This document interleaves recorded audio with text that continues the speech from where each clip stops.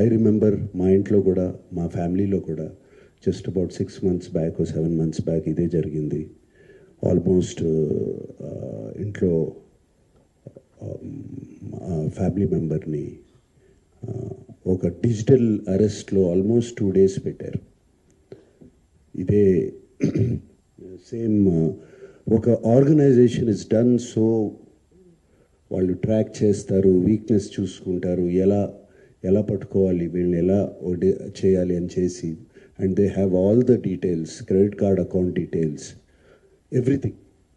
And కేవలం మనం తెలియకుండా ఏదో ఒక వెబ్సైట్ ఏదో దొరికింది, ఇది ఇంట్రెస్టింగ్గా ఉందని చెప్పి వెళతాం.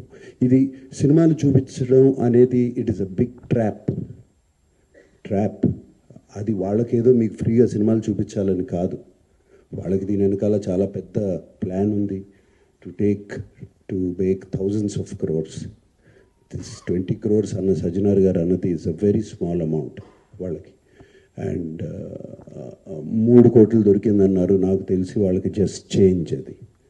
సో అండ్ నేను ఇంట్లో అప్పుడు మా family member had to approach the police. నాకు ఇలా జరుగుతుంది అంటే ఇమీడియట్గా when police came online వచ్చినగానే వాళ్ళు 1 సెకండ్లో మాయమైపోయారు. వాళ్ళని ట్రేస్ చేయడం కూడా కుదరలేదు తర్వాత, అంత పకడ్బందీగా ఉన్నారు.